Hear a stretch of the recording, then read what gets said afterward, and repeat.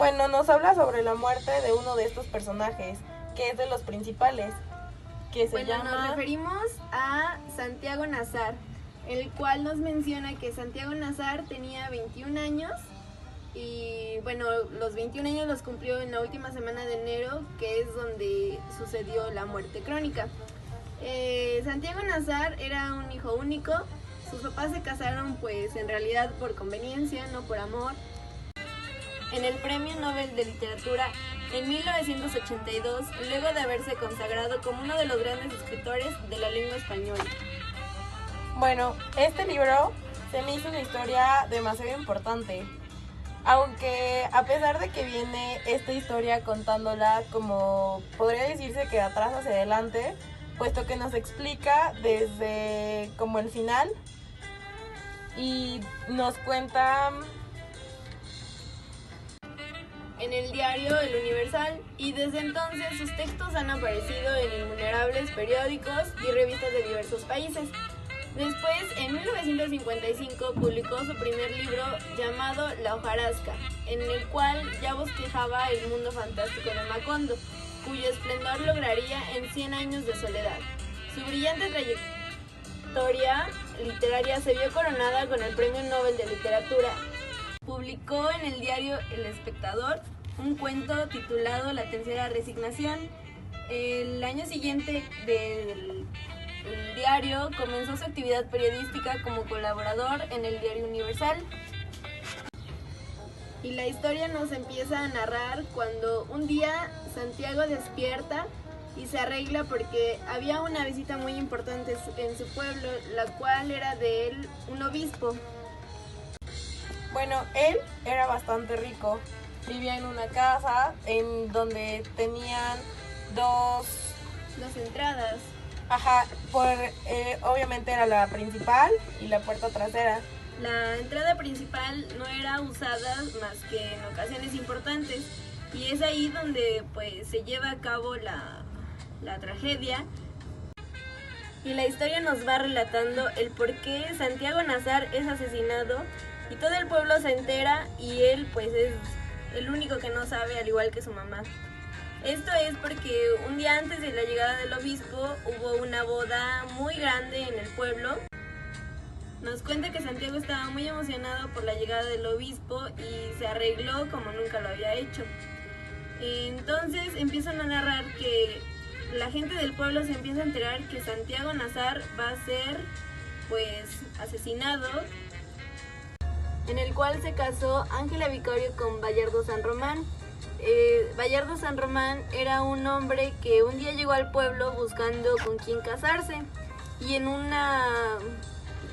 lugar vio pasar a Ángela Vicario con su mamá y pues le cuenta a la dueña del lugar que un día se iba a casar con esa persona.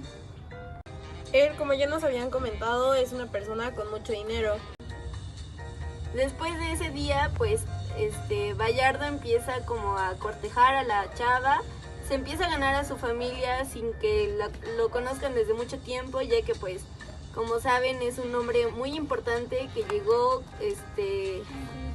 llegó como demostrando que era de dinero y su familia está muy emocionada de que una de sus hijas vaya a casarse con una persona tan importante como él. Porque Ángela pues en sí menciona que tenía nada más 3 meses de conocerlo y no sentía amor hacia él. Entonces por esa razón no quería casarse con él. Bueno, a Ángela Vicario no le parecía la idea de casarse con él, puesto que tenían muy poco tiempo de conocerse, llevaban 13 meses y eso no se le hacía una buena idea para formar una relación estable como de un casamiento. Bueno, yo coincido contigo, puesto que realmente he leído otras obras sobre Gabriel y siento que él nada más se basa como en historias trágicas, puesto que cuando ya formaliza o está formalizando en la novela una relación, tiene que suceder o ocurrir algo trágico, como también en su novela que habla sobre Mis putas tristes, también solamente habla sobre desamor. Y bueno, volviendo un poquito a la historia, la boda se lleva a cabo un día antes de la llegada del obispo al lugar. Entonces, como fue la boda muy, muy grande, fue una boda con un festejo muy amplio. Todas las personas del pueblo se desvelaron, unos le siguieron hasta horas antes de que llegara el obispo. Y en esa boda Santiago Nazar pues realmente se desvela y se queda de ver con una persona, una de sus conquistas, para ir a comer a su casa. Pero él le dice que no, que primero necesita cambiarse porque quiere ver al obispo. Cuando se casa Ángela Vicario con Bayardo, en su noche de bodas, Bayardo se da cuenta que Ángela no es virgen y ahí tenían una costumbre o una tradición de que cuando es su noche de bodas, el esposo tiene que presumir que se casó con una mujer virgen y lo hacen de manera cuando tienden su sábana en el balcón, demostrando pues la mancha de sangre en la sábana. Que lo van a asesinar los hermanos de Ángela Vicario. Sus hermanos se llaman Pedro y Pablo Vicario, son gemelos. Y ellos lo van a asesinar porque, cuando se casa Ángela Vicario con...